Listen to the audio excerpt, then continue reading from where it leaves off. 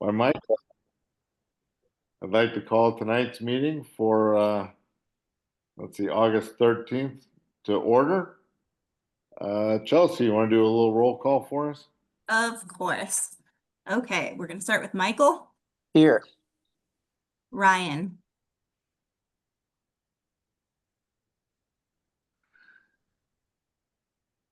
Oh, I see Ryan I pulling. see him. Present. Clarissa. Perfect. I see her. Dawn. Present. Kimberly. Here. Peck. Present. Will. Present. Chris. Present. Perfect. I'm the only one that says that on city council. I'm glad to hear other people using that phrase. All righty. Changes to the agenda. Will, I think you had something you wanted to talk a little bit about? Yeah, just to start the conversation, it won't be long. Okay.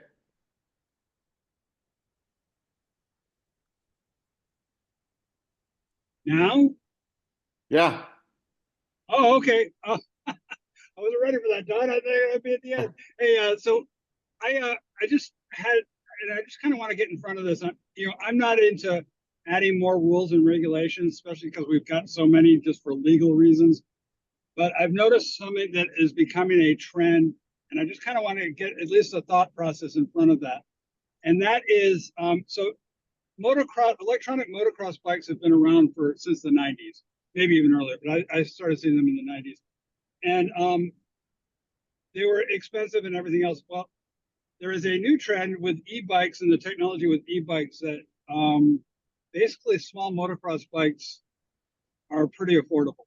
And I started seeing them on the trails. So, I mean, that's a lot of issues. There's just a ton of issues, as you can imagine. And I don't know what the state of Oregon says. The state of Oregon and the state of Washington have, the different classes of age of riders for 20 miles an hour and 28 miles an hour. I saw an e-bike doing at least 40 down Bluff Road the other day. So I don't know, there's stuff on steroids, but the state of Washington has a ruling on, and with dealing with trail systems in the state of Washington. And they define an e-bike as it has to have pedals. And I thought that was ingenious and simple. And again, Don, I'm not trying to start a new rule, but I just kind of want to start the thought process of getting ahead of this before it becomes a problem.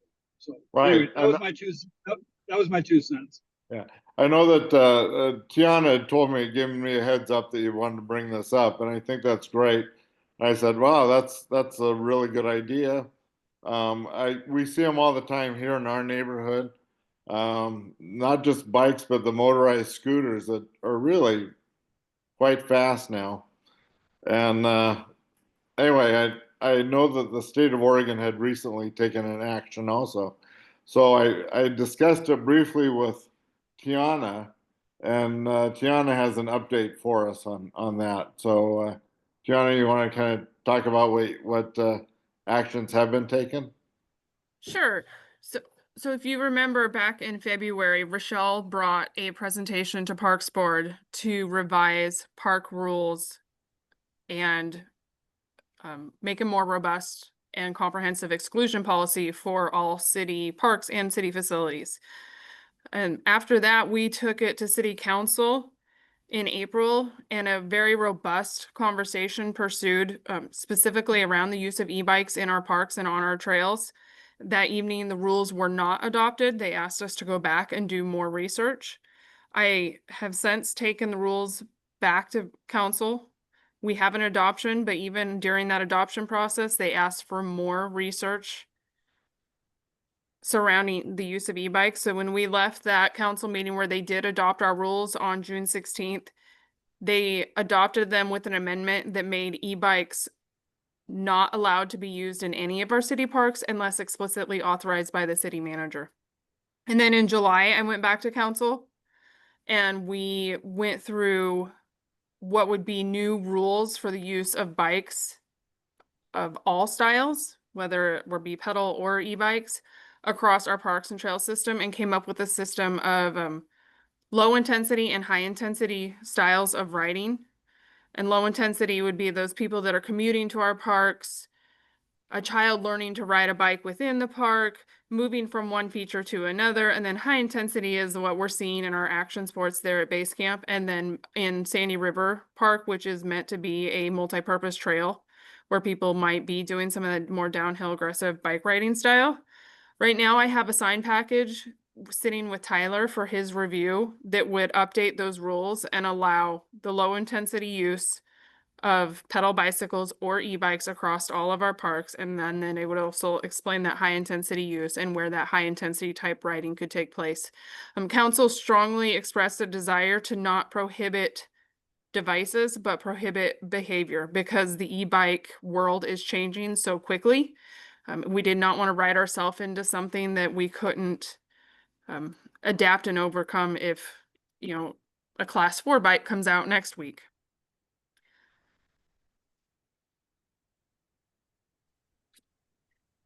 Would a speed rule be helpful? So the For rules, also the maybe like rules have been scooters? adopted and are now codified in our city code.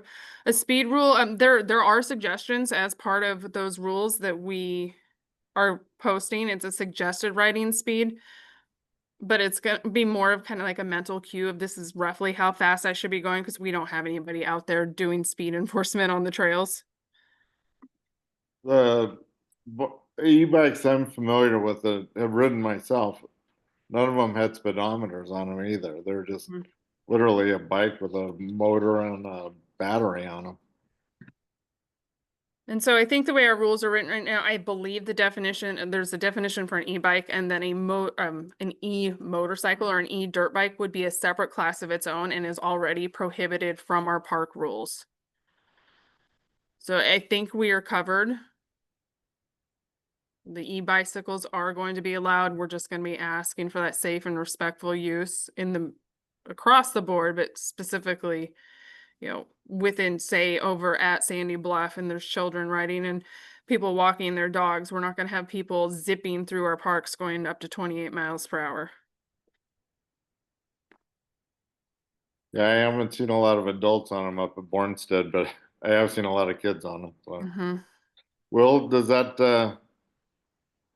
sound like something that satisfies your concern? Yeah, I mean, we're further ahead than I thought for sure. It'll be interesting. I think the other point I've seen is at least the Cedar Park Trail, with its proximity to the bike to base camp in our sports action center, is kind of there's been some bleeding through of that kind of activity, right? Like where does base camp end and Cedar Park Trail start, if that makes any sense? So I mean, I've seen some pretty good action on the very top of that trail, but part of that's my sensitivity into the fact I hike that every day. So I don't want to just look at my little inclusive world, but look at the greater world of Sandy Parks and Trails. So thanks, Tiana. That's awesome. When do you think the signage will be? You said the signage is waiting for approval? Yes, I think Tyler's pretty busy and just hasn't had a chance to review it, but the proposed signage that we would post is before him to take a look at. So then That's after we have awesome. approval, we'd go to printing. Awesome. Thanks so much. Thank. Well, I just have a comment, which is just that I appreciate kind of the guidance with the behaviors, because first, I wouldn't want people that are using e-bikes as commuting to be prohibited. I'm thinking specifically Tickle Creek. There's a lot of commuting back and forth on that. And then also, even without the e-bikes, like you can get going pretty fast on a regular bike. So just guidance around behavior seems like a really good plan. I think so too. All righty. Public comment. Do we have any public comment tonight? I am not seeing anybody. All righty.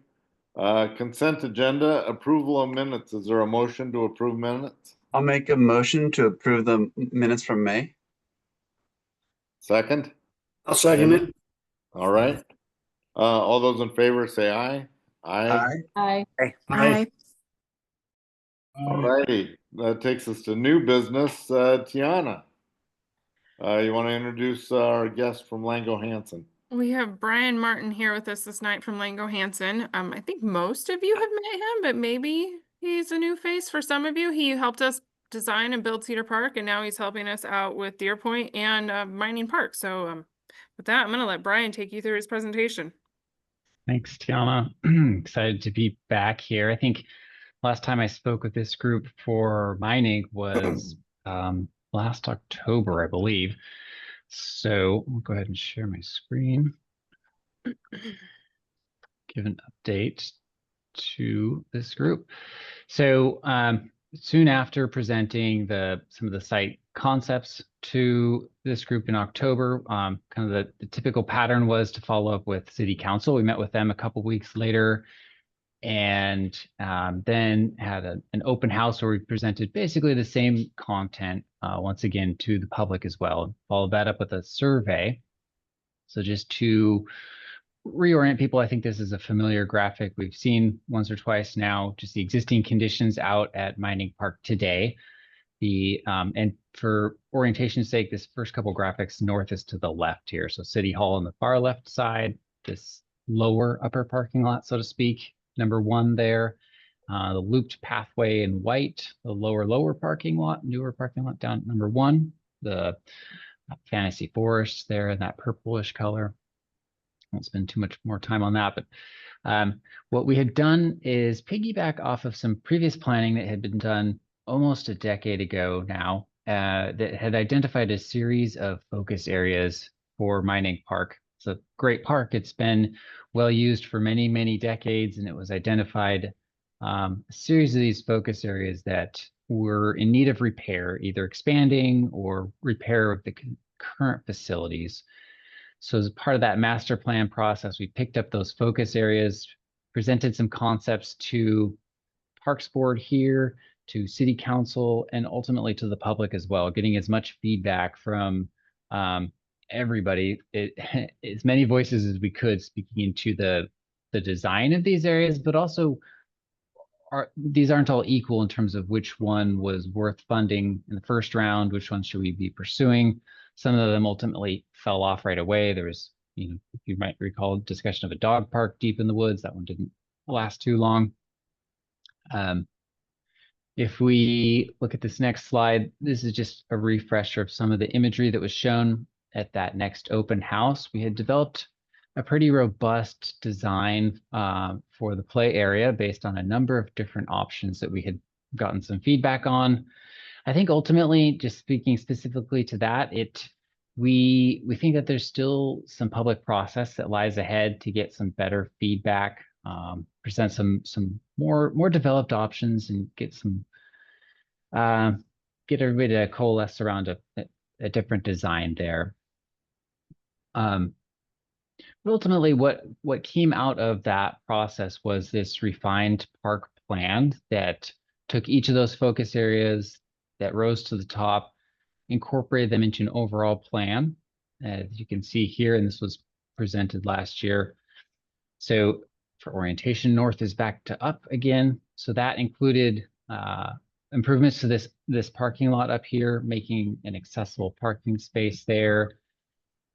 Overall repaving of the paths throughout the park, resurfacing those. There's root damage, there's just damage from vehicle traffic over the years, definitely in need of repair. And looking at some of these shelters, those were also something that became, that rose to the top in terms of value. So looking at rebuilding those. The improvements to the creek shown here, some access points down to the creek and general revegetation of the creek and eliminating some of the erosion issues there. That is shown in this refined plan. We see a restroom and a picnic facility down here by the lower parking lot as part of the plan. And some of these just indicating some of the existing features that are there. So after we went through that public process, the next step was to start to pursue grant funding. There's several different grants that are available, some of which we were able to successfully secure for Cedar Park as well. So the first of those grants was the Oregon Parks and Recreation District. They have an annual amount of money that's allotted to them by the state that they fund local parks throughout the state. So we put together a proposal for that, submitted that back in April of this year. It's kind of a long process where they review all of the digital submittals, so to speak. They invite a short list of people to come present their park proposals. We were, as a submission, we were shortlisted. So went and submitted fairly recently, and good news, as of last week, we heard back from them that we were successful in that application. So to the tune of just around almost $650,000 of funding for the park. So that was a really big boost, a good shot in the arm for the finances of the improvements at Minnick Park. So part of that process, after we submitted the grant application, moving more into the construction documentation phase that we're now in, was to go out and get a real site topo survey. We had some existing information that we'd been using in the past, but getting a real detailed site survey to start really making some more informed decisions off of where exactly each of those trees were at, how steep those existing slopes of the pathways were, where all of our utilities are at, all that kind of information. And we got that back partway through the process of the grant application. We'd already submitted the plan you see on the right. But some really good information came out of that topo survey, and we started to realize, honestly, just how steep some of those pathways are in the park itself, and basically the extent of, you'll see on the left, we have a lot more meandering pathways. This, where, if you can see my mouse, this is a new path, this was a new path, and then up at the upper parking lot, this being a new path. And started to realize just how much impact those new pathways that were, the intention of those was to provide an accessible ADA route up to all the site features. Starting to realize just the true impact of those pathways on the trees within the park, and just is a considerable amount of trees that would need to be removed to accommodate those pathways. And what that led us to do is to look to our resources locally and talk to other accessibility experts.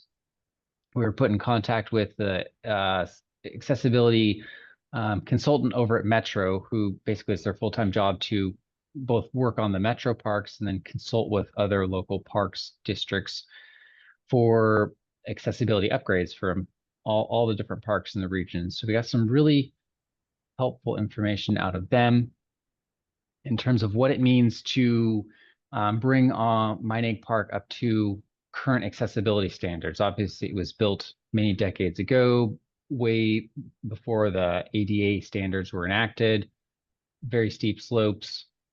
So our first pass was to just what would it take to bring all of the pathways up to an ADA standard? And that was some of those more circuitous pathways through the woods. What we learned from the accessibility consultant is kind of shown in these two graphics here. The one on the left just shows in purple all the pathways across the site that would need to be, or that we were proposing to be resurfaced, whether they get regraded or just resurfaced. And what they helped us understand was there's kind of two different ways, two different categories of pathways within our park. There's the pathways that get you from your point of origin, so to speak, your parking space, as it were, to all of the ADA facilities on the site, whether it's a restroom or a shelter or a viewing deck or the play area. There's that which meets a more strict ADA standard with, if you have a ramp, it has to have a handrail on both sides, ramps of only a certain slope, et cetera, et cetera.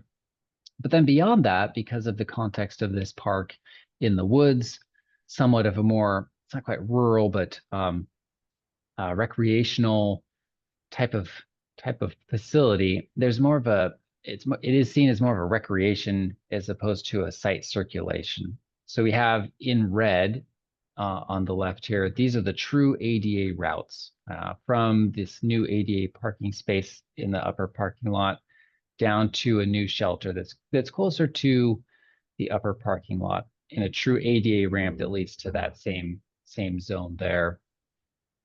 Whereas if we get deeper into the park, what's shown in blue is it's the ABA, which is the Architectural Barriers Act. So the standards are a little bit more relaxed. They're still accessible, but it's seen as more of a recreational trail as opposed to an ADA route itself.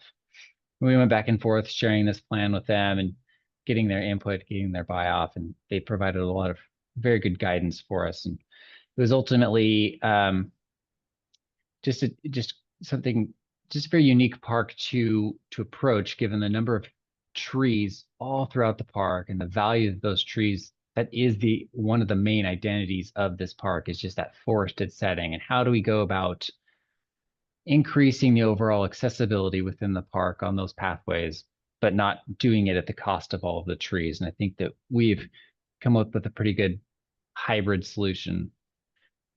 A couple of key points I just wanted to point out on the plan on the right here, it's actually shown on both plans. You'll see a restroom down at this lower level that was not shown in our original grant application, but looking at kind of doing the balancing act of getting an ADA route up to this restroom was going to be almost as costly as providing a new restroom facility down at that lower level, which required just very minimal pathways to get there. It's adjacent to the parking lot. And ultimately looking at that as something that, based on the feedback that we received through the public process, really serves the park quite well. We received a number of comments from parents of children, just how far it is to get to the restroom. It makes it almost unusable with this current restroom location. But if we have one that's within sight of Fantasy Forest, that's so much more usable. And similarly, it has, to some degree, a line of sight, at least from the shelters up here. So really, given that the size of the park itself and the amount of topography, it made a lot of sense to provide a second restroom at that lower location. Fortunately, it's close to, in terms of function, it's close to a sewer line, so that really helped keep the costs overall to a minimum, tying in there. The second kind of main point you'll see up here is the reconfiguration of this ramp location. We had it originally going through the trees here, and those are some really wonderful cedar trees up there. And it just was, the more we looked at it, the more difficult it became to figure how to get that route through those trees without actually having to remove those trees. So what we're proposing here is reconstructing a new shelter closer to the parking lot, but still really tucked into that forest setting. Really offers great views down the hill to the main stage, but it is that much more accessible. So if you can picture being at the parking lot, it's located at kind of at the top of the trail before you head down and gets real steep. So one other really important site walk that we did that I hadn't mentioned yet is that we walked the site with an arborist. And so they helped us to review our plans on site. We've told them what our proposed construction types would be and where we wanted to put some of these pathways. And they had some really valuable input to us in terms of looking at the specific trees on site, the specific species, and giving us real-time feedback of the viability of those pathways and just the reality of, if you do that, then you'll have to remove these trees. But if you choose the other construction methods, you have a much better chance of saving those trees. So I think overall, just mentioning that it's kind of this evolution of the project as a whole, where we start in the concept stages, you get some initial feedback from the public. And then as we get more detailed into how it's actually going to be built, bring in the survey, bring in the experts, such as the arborist, and get some really detailed, focused feedback on how we can really bring these improvements to be installed in the park. So just kind of a reminder here of what we're doing here at the park is providing or reinforcing this wonderful park that already exists and is very popular. And Yeah, so that I'm sure there's a whirlwind tour, and I want to open it up for any questions that anybody might have.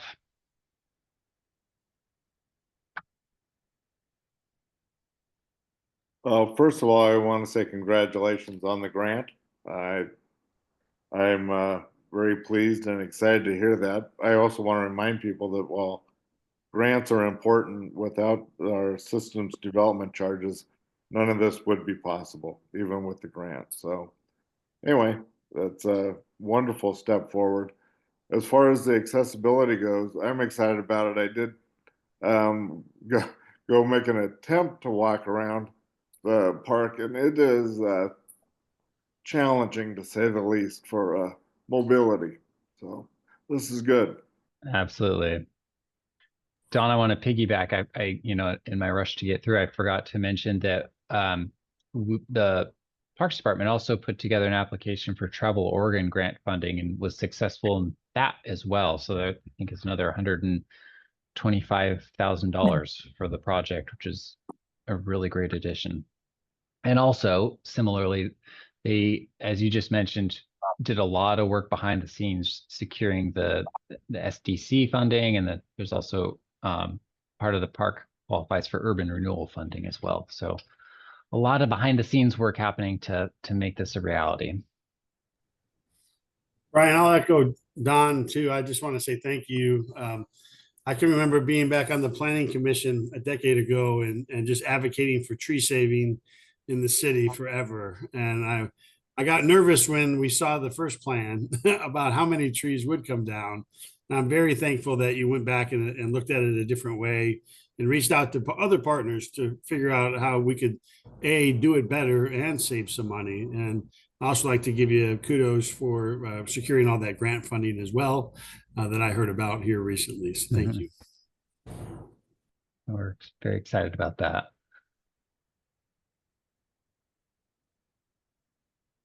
Thank you, Brian. It all looks great. All right, any other comments or questions? I have a question for Brian that's kind of off topic of the Meinig Park in reference to Cedar Park. Accessibility and grant wise, the only main access to Cedar Park is kind of a one-way road down a hill, and the skateboarders and the bikers like to just hill bomb down that road. It's somewhat dangerous. Is there any way to get funding to build a sidewalk or some sort of like a slalom drainage ditch on the east side of Meinig? That would be. I believe it's already a city park right there, and there is no sidewalk now. I think it would be a great addition to what is already a wonderful park. Just to clarify, on Meinig itself, like a sidewalk, or inside the park, or out in the more the right of way? On the east side of Meinig, it's an old runoff with the culvert at the bottom, and it's unfinished. There's no sidewalk there now. The only way the kids can come down that hill is right down the middle of the road. Wondering if there's any funding for safety accessibility, and that would allow us to kind of expand the park to that side of the road.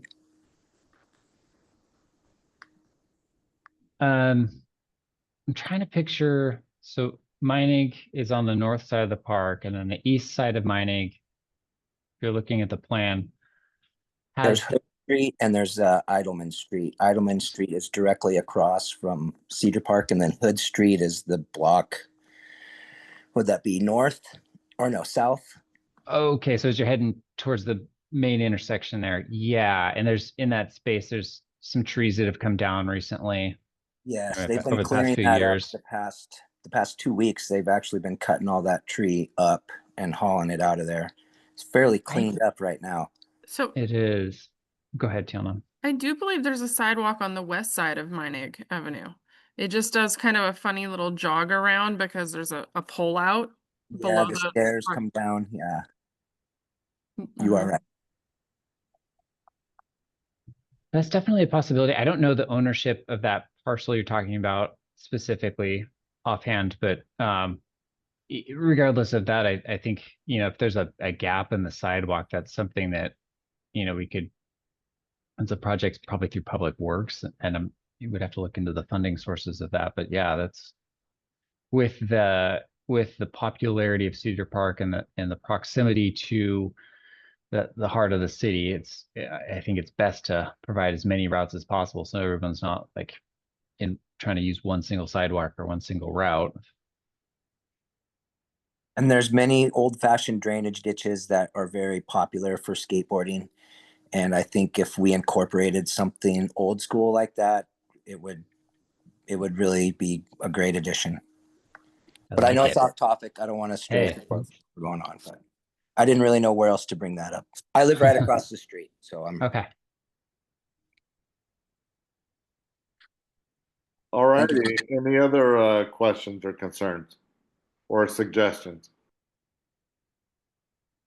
I noticed on from the parking lot to the Fantasy Forest playground, that pathway on the left, is that, how is that marked? Red, blue, or purple? I was just curious. It's a good question. So I guess one kind of more global comment, there's Fantasy Forest, the creek restoration. I'm trying to think if there's any other improvements. A couple of these improvements are more of a, you can call it phase 2. So right now we're not pursuing funding directly for Fantasy Forest or the creek restoration. It's not in this first round of improvements. So what we thought was, instead of building a new path to the playground with there being the idea that it would be updated in the near term future, spend that money when we know actually what's going to be happening at the play area. This path right here exists right now, essentially in that alignment. It's not at all accessible. It's very steep. The surfacing is fine, but it's just really steep. So I guess the short answer is it's an existing path that's remaining in place, but ultimately I think the more accessible route is going to come through this zone and switch back to get to the upper level of Fantasy Forest. Okay, that makes a lot of sense. Thank you. I know Yeah, that's a you bet. big topic that people talk about, wanting to actually be able to get to the Fantasy Forest if they have like a Yeah. scooter or something.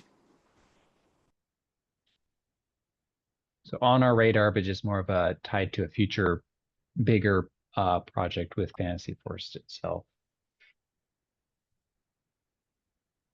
The whole Fantasy Forest thing is kind of a tough nut to crack. It's going to be an important one to get our arms around for sure.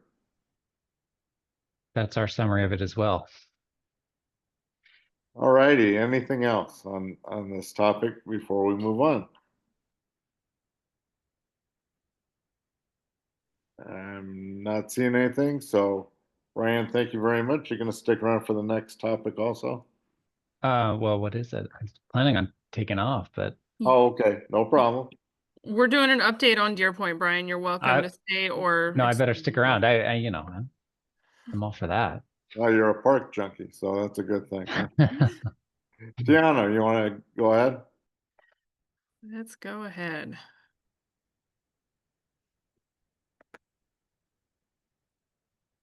So we will quickly, am I muted? We will review the design, the schedule, and some recent progress and pictures of Deer Point Park. Whoa, uh-oh. Somebody help me go back. There we go. Getting excited and punching buttons. So as a refresher, the Deer Point Park is just over 3 acres, and you will see a overview of the park design. It is not showing the covered basketball shelter, but that did end up making the final plans. That shelter arrives here in the city tomorrow. The park will include a walking path, the covered basketball court. The playground structure is called the Hedra Playground. It's a very inclusive design, and it will be the first Hedra Playground installed in the state of Oregon. And then we will have a picnic shelter very, very similar to the one that we installed at Sandy Bluff Park. Here is some imagery of that play structure and our picnic shelter and a mock-up of what our basketball structure will look like.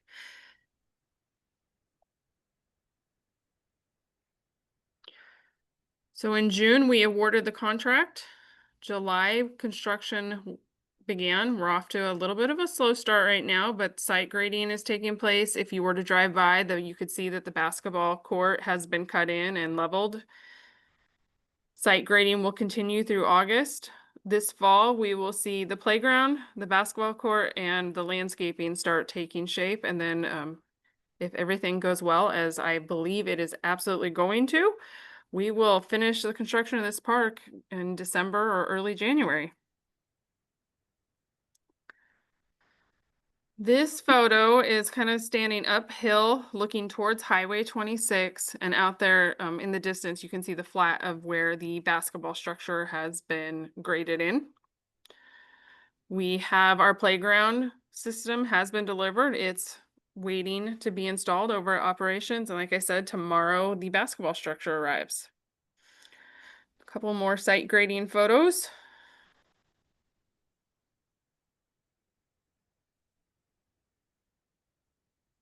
Standing in the basketball court. This will be the first covered play space like of this style in the city, outside of anything that may be at a school district. There'll be open access for all the citizens. And that's where we're at for Deer Point right now. Does anybody have any questions? I don't have any questions, but I'm just so excited to see the parks like really taking on the inclusivity, and then the covered basketball structure I think is going to be huge because my kids play basketball and it's actually really hard to get them time during the summer unless I want to pay a ton of money. And we just don't live, anywhere that they can play. So I'm excited about it all. It looks great. We're excited to see it all come together. Have we, Will there be Sorry? lights for the basketball court? Not at this time. have we gotten much of any feedback from the neighborhood about what's going on out there? I got one small comment in the very initial beginning. And other than that, it's been quiet. Well, quiet is a good sign. That's Knock on right. some wood. Anyway, yeah. It's I know those neighbors have been waiting for many, many years, like 20 plus years. It's been for a this. long time coming. Yeah. So it's exciting to see it come to fruition. All right. Well, Tiana, good job on that. We don't have any old business. Are there any staff updates we need to know about? I can give a brief update, and then John, do you have anything you want to share? I'll let you share, and then I'll close this out. Thank you, Brian, for being here. If you want to have jump out of here and have a great evening, please feel free to do so. Thank you all. It's good to see you all and excited to see both of these parks moving forward. So I'm sure I'll be back soon. Thank you. Thank Bye. you, Brian. Yeah, I can give a quick staff update kind of about the recreation and senior side of things. Recreation, summer's kind of in full swing, and crazy to think that we're already kind of winding down. Our last concert is happening in the background. I just heard Midnight Rider by the Allman Brothers, which was nice to hear. We've got a couple more movies. Our contracted camps have finished. Sandy Mountain Festival's finished. We are in the middle of our aquatics partnership. Those senior aerobics and swim lessons and open passes have been successful once again. And we just put online today our fall rec guide. So if you're interested in what's coming up in our fall, September, October, November, December, we've got digital rec guides on our website. And we also have hard copies of our rec guides at the center, at the library, at City Hall. So you're welcome to check those out and start registering for classes and events. Big shout out to Carol and Amy, our recreation coordinators, for being so diligent and on schedule and ahead of time to get those things done. And then a really exciting update from our senior side. As I think most of you know, we run a nutrition program for our senior services, and most people think of that as Meals on Wheels, where we deliver anywhere, it's about 12,000 meals to homebound seniors in the area. Another part of our nutrition program that has not been active since I've been at the center for 3 years is our congregate meal setting, which is where seniors who are not homebound can drive, can get out of the house, can come and enjoy a meal at our community center and really get a chance to play a game, enjoy some conversation. And we have been up and running in our congregate program now for 6 weeks. Our average attendance has been about 22 people that show up and enjoy a meal, a conversation, play bingo afterwards, play pinochle beforehand. And it's been nice to see our center kind of re-engage in that program once again. Congregate is great, the nutrition is great as well, but we also are able to tap into some funding through state and federal grants to help us keep that cost effective, which has been really good. And that is a huge, huge shout out to Carolina Smallwood. She's our client services coordinator focusing on seniors to get that program up and running. In the past, that program has been run by staff that requiring FTE. We have no new staff. We are doing that in-house and mostly on a volunteer basis. So we've got lots of volunteers that are coming in, helping us set up and prepare those meals. Right now, we're 1 day a week on Tuesdays from 12 to 1. So if you know any seniors that are looking for some food, somewhere to go to hang out and make new friends, let them know about our program. And then we are deep in planning for Winterfest. So nothing crazy there, but been in contact with all of our volunteers in the past and our events. We've got times and dates and all set up. It's funny to think about planning for a large scale winter event when it's 98 degrees outside, but that's where we're at. And that's our update.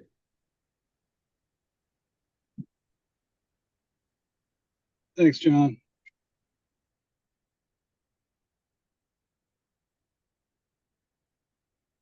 Tiana. Doesn't look like there's any questions. Okay. Thank you, John. You guys are doing awesome things over there. My parks guys are just out there working super hard, trying to take care of all the summer maintenance and the high usage that we're seeing. As you may know, the department is undergoing a couple different recruitments right now. So we have a facilities lead recruitment in the process, and interviews for that will be taking place this coming Monday on the 18th. And the truck for that individual has been purchased and is on site. So we are really excited to have this new position for the city. And then obviously the recruitment for the permanent full-time director has been underway. That recruitment has closed. Tyler has plans to formalize what that interview process is going to look like this coming Thursday, tomorrow, and make a short list of who those applicants will be. And then hopefully soon we'll hear something more and we'll find out who our new fearless leader will be. That is everything I have. Does anybody have any other questions for us? I don't see any questions. Good job. Tonight was a meeting of nothing but good news, so that's terrific. Yeah, I just want to say good job, Will, Chelsea, and Tiana for stepping up when Rochelle's not around, and yeah, just taking the reins and keeping it going. You're doing a great job. Thank you. All right, well, with that, I think we have nothing left to do other than to say meeting adjourned at 6:45. Thank you very much, and good job.